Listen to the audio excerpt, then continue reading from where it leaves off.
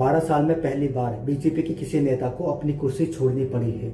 इस रेजिग्नेशन के साथ एक बड़ा सवाल खड़ा हो गया है, क्या ये सिर्फ एक मिनिस्टर का रेजिग्नेशन है या फिर एक पूरी जनरेशन की आवाज है जो अब सिस्टम से अकाउंटेबिलिटी मांग रही है।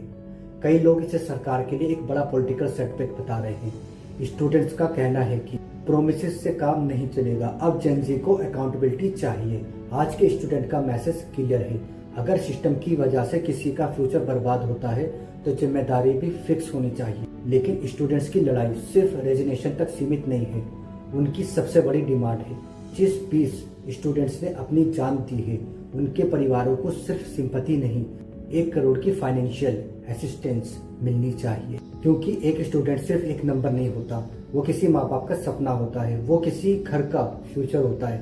और जब एक परिवार अपना बच्चा खो देता है तो सिर्फ एक अनाउंसमेंट नहीं बल्कि अकाउंटेबिलिटी की जरूरत होती है।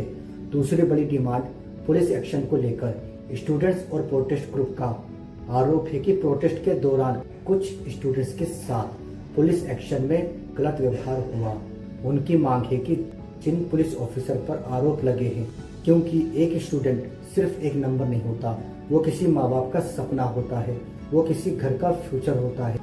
जब एक परिवार अपना बच्चा खो देता है तो सिर्फ अनाउंसमेंट नहीं बल्कि अकाउंटेबिलिटी की जरूरत होती है। दूसरी बड़ी डिमांड है पुलिस एक्शन को लेकर स्टूडेंट्स और प्रोटेस्ट ग्रुप का आरोप है कि प्रोटेस्ट के दौरान कुछ स्टूडेंट्स के साथ पुलिस एक्शन में गलत व्यवहार हुआ है। उनकी मांग है कि जिन पुलिस ऑफिसर पर आरोप लगे हैं उनकी इंडिपेंडेंट इन्वेस्टिगेशन हो। अगर कोई ऑफिसर दोषी मिलता है तो उसके खिलाफ सख्त कार्रवाई की जाए। स्टूडेंट्स के साथ हुए किसी भी अन्याय का जवाब दिया जाए। स्टूडेंट ने कुछ स्पेसिफिक इंसिडेंट्स और कुछ नाम भी सामने रखे हैं। उनका कहना है कि हर कंप्लेंट की फेयर इन्वेस्टिगेशन होनी चाहिए ताकि सच सामने आ सके। इसके अलावा एक और मुद्दा सामने आया है, बिना यूनिफॉर्म वाले लोगों की भूमिका का।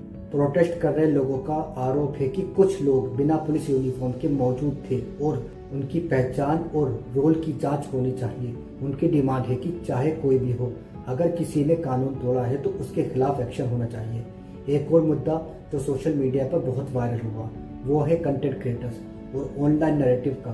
कुछ क्रिएटर्स और एक्टिविस्ट ने आरोप लगाया है कि पॉलिटिकल प्रेशर के थ्रू कुछ कंटेंट क्रिएटर्स को स्टूडेंट के मूवमेंट के खिलाफ बोलने के लिए पैसे ऑफर किए गए। इन आरोप पर भी ट्रांसपेरेंसी और इन्वेस्टिगेशन की डिमांड उठ रही है, क्योंकि आज के डिजिटल जमाने में नैरेटिव भी एक पावर बन चुका है। लेकिन असली सवाल ये है, क्या किसी भी गवर्नमेंट को सिर्फ पावर के लिए काम करना चाहिए या फिर जनता के लिए? डेमोक्रेसी में कुर्सी परमानेंट नहीं होती, लेकिन जनता का भरोसा सबसे इम्पोर्टेंट होना चाहिए।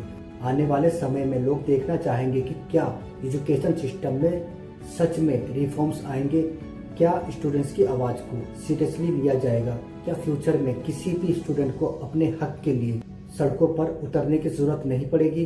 क्योंकि एक मजबूत देश सिर्फ बड़ी बिल्डिंग्स और इकोनॉमी से नहीं बनता। एक मजबूत देश तब बनता है जब उसके स्टूडेंट्स को लगे कि सिस्टम उनके साथ खड़ा है। ये सिर्फ एक रेजिग्नेशन की कहानी नहीं है, ये अकाउंटेबिलिटी की डिमांड की कहानी है।